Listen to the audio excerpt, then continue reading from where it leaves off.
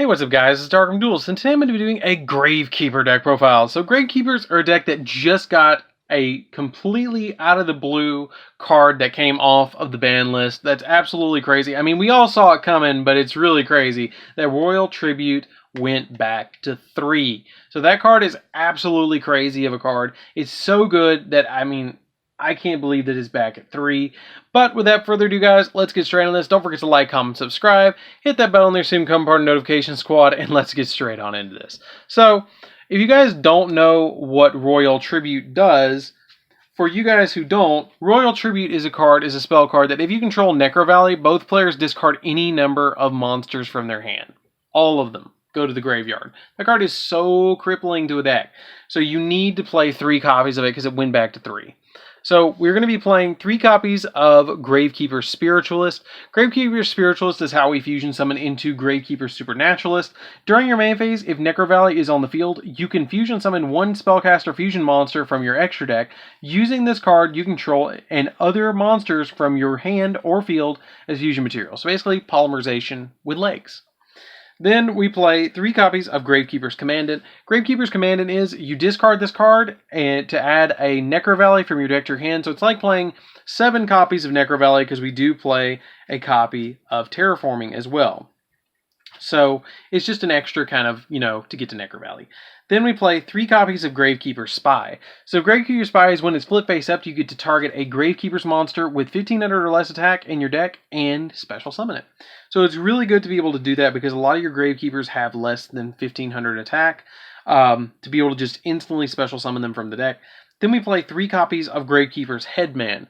Gravekeeper's Headman is really good in deck too because if this card is special summon, you can target a level 4 Gravekeeper monster in your graveyard and special summon an attack position or face down defense position. You can only effective Gravekeeper Headman once per turn and it's unaffected by Necro Valley. So all of the cards that move cards from the graveyard are unaffected by Necro Valley in this deck, which is really important.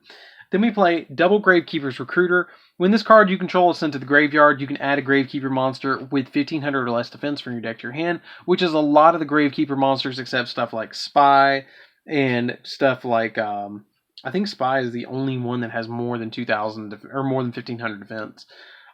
Descendant is another one that you tribute a Gravekeeper monster to destroy it, target a card your opponent controls and destroy it, which is really good for the deck too.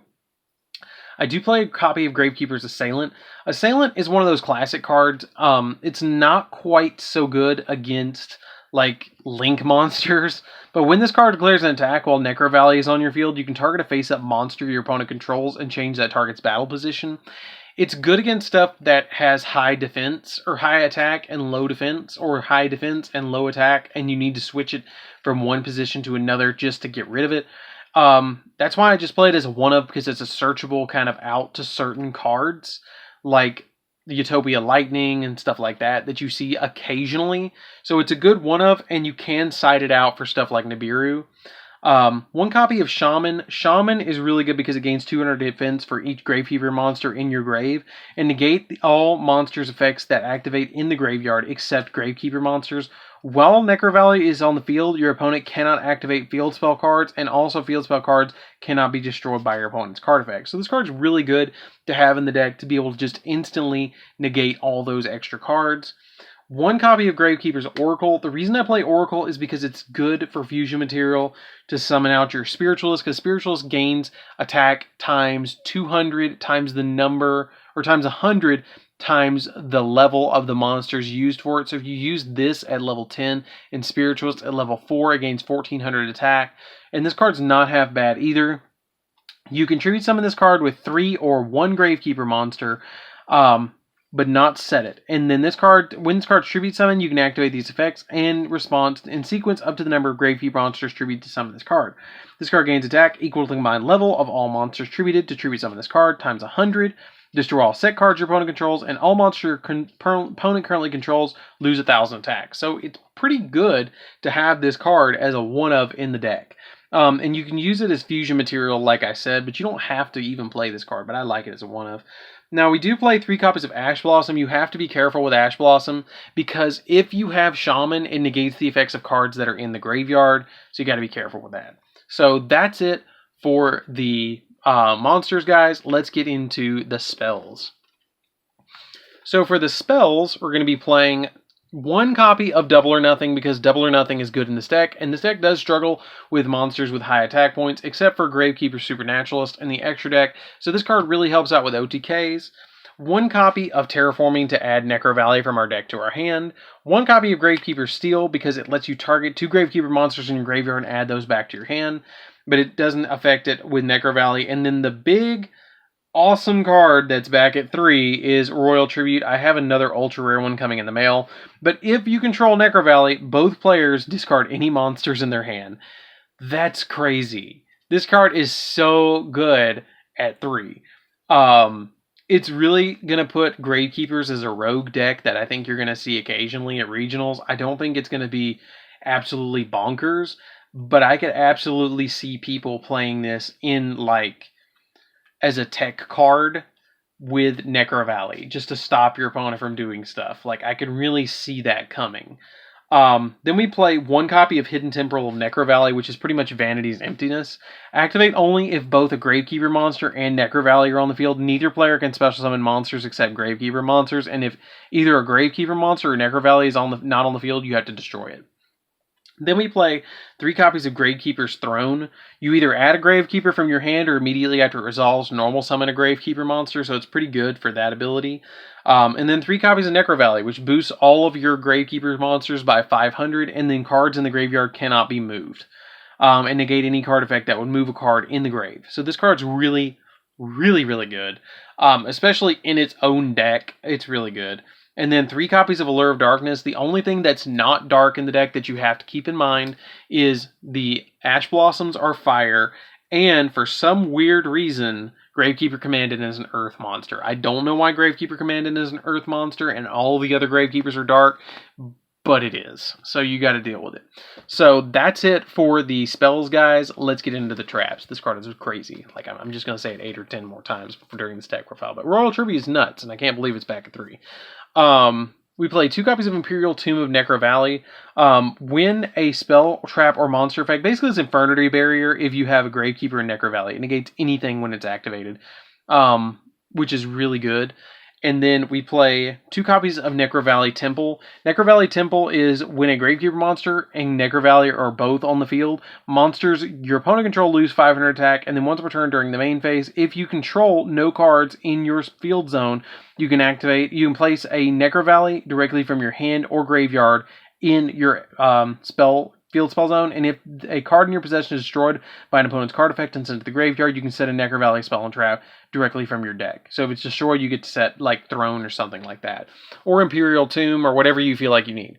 But like, if you can get this on the field and you can get Necro Valley on the field, then you've got a 1,000 point gap in between your opponent's monsters and yours, because Necro Valley boosts all your Gravekeepers by 5, and this makes them all lose 5, so it gives you that gap of about 1,000 attack points, which is really good to have that. And then Imperial Tomb protects Necro Valley and a lot of your other cards from being destroyed. So basically you set up your field, activate Royal Tribute, set this, and pass.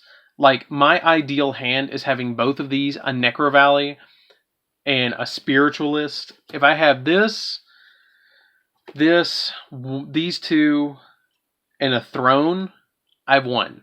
Because what I'm going to do first turn is activate this, add any of my Gravekeepers, which is usually going to be Oracle, from my deck to my hand. Play this, and then immediately Fusion Summon, and then set these. And have this on the field with 39, and then have a free negate. So, I mean, like, that's the big play that you can do in this deck. If you want to OTK your opponent, you can with stuff like Utopia the Lightning, but that is some options right there for you guys, too. So, that's it for the main deck, guys. Let's get into the extra deck. So for the extra deck, we're going to be playing 2 copies of Gravekeeper Supernaturalist. Gravekeeper Supernaturalist is a really interesting card because it just takes 2 Gravekeepers to fusion summon it. And I know we don't play Polymerization, but Supernaturalist doesn't have to be summoned that way. You can use this card. Like I said, the first card that we used was Spiritualist. You can use that to fusion summon it. And its attack and defense becomes equal to the level of the monsters times 100 it gains that. And then while Necro Valley is on the field, this card and any cards on the field spell zone cannot be destroyed by card effects. And during your main phase, you can activate this effect during the end phase of this turn, add a Gravekeeper monster or a Necro Valley card from your deck to your hand. This card's really good to have as a first turn play because you can just add something like a Scarm ability and it gets pretty big too. Then we play the Utopia package, which is a Utopia Lightning, Utopia Prime, and a Utopia. So you can have that Utopia the Lightning with 5,000 attack points on the field, and it can attack twice to be able to OTK your opponent a little bit. Then I play a second Utopia and Utopia Double for the Utopia Double combo, where you summon Utopia Double and then Utopia, or Utopia Double then Utopia, to have a 5,000 attack point Utopia attack. Negate the attack with Utopia's effect, drop double or nothing, and then you win because you attack with 10k. Baguska, just in case you need to have that little bit of stall. Exiton Knight, just to kind of blow a board if you need that. One Broil Sword, because you can OTK your opponent with it. Unicorn to pop spin cards. Phoenix to pop back row. Cerberus to pop monsters. And then 2 Wee Witches, because the Wee Witches boost all of your Gravekeepers except Commandant, because Commandant's weird. So that's it for the deck, guys. I hope you enjoyed this one. It's super cool to be able to play Gravekeepers in 2019 or 2020 when you guys are probably watching this because, you know, my deck profiles will probably roll over till then. So, anyways, guys, this is DarkArmedDuelist. Don't forget to like, comment, subscribe. Tell me what you think of this video down in the comments down below. It's a super fun deck to play around with. It used to be really expensive, but it's not anymore. So, and it's really fun to be able to play one of the first archetypes ever in Yu-Gi-Oh! So anyways, guys, like I said before, this is DarkArmedDuelist. Don't forget to like, comment, subscribe. Hit that bell in there so you can become part of the notification squad. And I'll see you guys in the next video. See you around, guys.